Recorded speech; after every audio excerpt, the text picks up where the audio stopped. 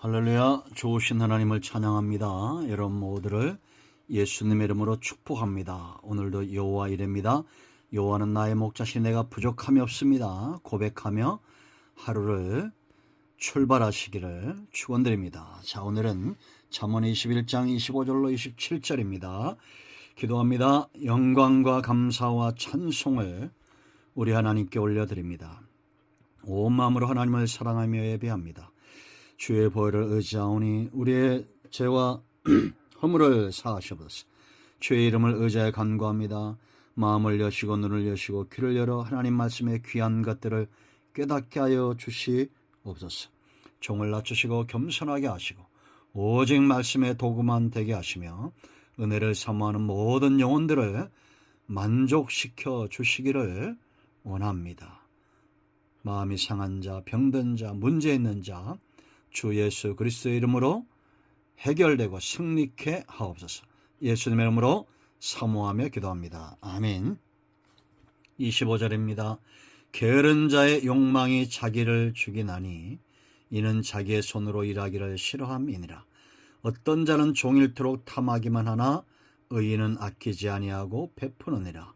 악인의 재물은 본래 가증하거든 하물며 악한 뜻으로 드리는 것이랴. 할렐루야. 오늘도 이 말씀은 우리에게 응답이 됩니다. 자, 여러분, 성경은 분명하게 두 가지를 이야기합니다. 하나는 구원의 길입니다. 오직 예수님 외에는 구원의 길이 없다는 분명한 증거, 메시아에 대한 분명한 증거가 성경에 있습니다. 그런가 하면 믿는 자들에게 삶에 대해서 분명히 말합니다. 심는 대로 거둔다라는 겁니다. 이 두 가지 사실은 지금까지 역사였고 지금까지 변함없이 하나님의 뜻대로 이루어지고 있습니다. 자, 여러분, 그렇다면 오늘 본문의 근거에서 성도의 삶 가운데 우리가 경고받고 경계해야 될 것이 있어요. 파수꾼을 세워 감시하듯이 우리 스스로 살펴야 될 것이 있는데 그건 바로 게으름입니다. 게으른 자는 악하게 되어 있어요. 그러므로 여러분, 게으름에서 벗어나는 거 중요합니다. 이 게으름이 왜 무섭냐? 25절 말씀 보면 자기를 죽인다고 그랬습니다. 왜 자기를 죽이는 결과를 가져오게 되냐면 욕망입니다. 게으른 자의 욕망이 자기를 죽인다. 이는 자기의 손으로 일하기를 싫어한다라고 말합니다. 일하기를 싫어하면 하는데 욕망은 있어요. 일확천금에 눈이 멀어 있는 겁니다. 한탕주의. 어떻게 하면 한탕할까? 여러분, 복권에 당첨된다고 해서 그것이 참 행복일까요? 우리가 사기치고 해서 돈을 많이 한순간 번다고 해서 그게 행복일까요? 뜬구름 잡는 세월만 보내다가 세월을 탕진하는 그런 인생 되지 말아야 됩니다. 하나님이 세우신 질서, 하나님은 어떤 사람에게 복을 주시냐? 성실하고 근면하게 일하는 자들에게 형통을 주셔요. 성경이 말하는 축복 형통은 단지 돈, 부에만 있지 않습니다. 그럼 성경이 말하는 축복은 뭐냐? 욕망의 노예가 되지 않는 겁니다. 내가 돈의 노예가 되지 않고 건강의 노예가 되지 않고 명예의 노예가 되지 않고 당당히 그 모든 것들을 다스리고 이길 수 있는, 여러분, 병에 걸렸다고 해서 약해지지 마십시오. 강하고 담대하게 부지런히 일하면 있던 병도 사라지고 오던 병도 다 날아갑니다. 우리가 너무 가난에 전전긍긍히 하지 마세요. 돈의 노예가 되지 않기를 축원드립니다. 일하기를 싫어하는 자는 먹지도 말라고 말했는데 뜬구름 잡는 거, 일확천금에서 눈을 돌려야 됩니다. 욕망의 노예를 만들 뿐입니다. 자, 두 번째, 이 게으름은 선한 영향력이 없어요. 잠든 자에게, 여러분, 잠자는 자에게 어떤 힘이 있고 능력이 있습니까? 자, 26절 보세요. 어떤 자는 종일토록 탐하기만 한다.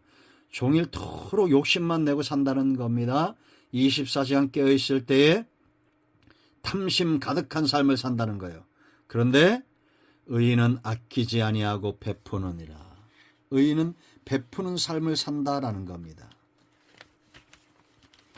내게 주신 능력, 내게 주신 은혜 안에서 흘려보내기를 힘쓰는 삶을 살아야 됩니다. 우리는 어떻게 전도하고 어떻게 누구를 위하여 기도하며 어떻게 은혜를 흘려보낼 것인가, 그것을 고민하고 생각하고 사모하는 자들입니다. 아브라함은 항상 성문 앞에서 나그네를 대접하기를 힘썼어요. 그러다가 부지 중에 천사를 대접합니다. 여러분, 게으른 자는 종일 탐합니다. 그러나 의인, 믿음의 사람들은 베풀기를 원해요. 그래서 의인의 상이 큰 겁니다. 하루를 살면서 우리는 어떤 마음, 어떤 시각을 갖고 살아야 될까요? 받은 바 은혜를 흘려보낼 때 탐심의 노예가 되지 않습니다. 하나님이 기뻐하는 삶입니다. 삶에 대해서 분명한 가치관을 가져야 됩니다. 은혜를 흘려보내고 선한 영향력을 끼치겠다라는 거죠. 성경이 말하는 믿음의 사람들은 다 이런 사람들이었습니다. 아브라함은 그 가나안의 주가 되었습니다. 이삭은 거부가 되었고 그가 가진 모든 것들을 나누었고 셈까지도 나누어 주지 않습니까? 야곱에게서 12아들이 나오고 그 아들 가운데 요셉 사본합반야 생명의 부양자가 나옵니다. 한 사람에게서 시작돼서 가정으로 성읍으로 이제는 열방을 먹여 살리는 사본합반야 요셉이 나오는 온 세계를 기근해서 이끌어내는 그런 영향력 있는 삶, 오늘 저와 여러분에게 하나님이 원하시는 삶입니다. 자, 이 게으르고 악한 자의 삶이 왜 패망이냐? 27절 보세요. 악인의 재물은 본래 가증하거든 하물며 악한 뜻으로 드리는 것이랴. 게으르고 악한 자의 드리는 예물을 하나님이 받지 않으신다는 겁니다. 그러므로 성도는 정당하게 땀 흘려 벌고 그 가운데 하나님 앞에 깨끗하고 진실한 마음으로 드려야 됩니다. 연락이 돼야, 재물이 있어야 불이 떨어지고 은혜가 내리는 거 아닙니까?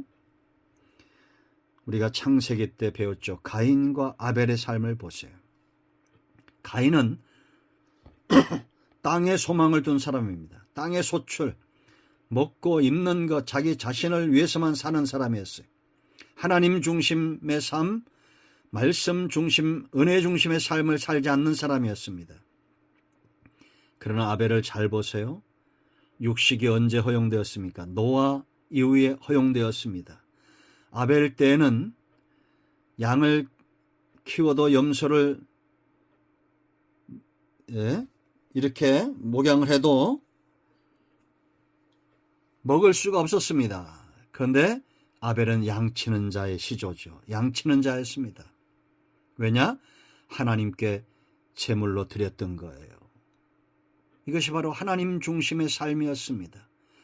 내가 사업을 하고 내가 직장을 다니고 내가 오늘 일하는 모든 것들이 오직 하나님을 섬기기 위한 목적이다. 참 귀한 것입니다. 성전 가까이로, 하나님 가까이로 이사오고 거주하는 삶, 매 순간 내가 어느 곳에 있든지 하나님 중심의 삶, 하나님께 드림이 되기 위해서 일하는 사람, 아벨 같은 사람입니다. 지금도 하나님은 이런 사람들의 재물을 받으시고 이런 사람들을 통해서 일하셔요. 일확천금 노리고 내가 어떻게 하면 무엇을 하겠다, 그런 나쁜 마음 품으면 안 됩니다. 하나님이 기뻐하는 삶을 근면하고 성실하게 살아서 하나님 앞에 드림이 되는 저와 여러분이 되어야겠습니다. 이 시대에도 믿음의 조상 아벨의 후손들이 있습니다. 하나님이 기뻐하는 삶을 위하여 기꺼이 명예도 부도 내려놓을 줄 아는 그런 신실하고 진실된 사람들, 우리 가운데 있습니다. 기도합니다. 예수님의 이름을 의지하기도 합니다. 이 말씀대로 되게 하여 주시옵소서. 우리 가운데 마음이 상한 자, 병든 자 치유하시고 회복시켜 주시기를 원합니다. 예수님의 이름으로 사모하며 축복하며 치유하며 기도합니다. 아멘. 할렐루야. 오늘도 응답이 우리 가운데 임하였습니다. 아멘.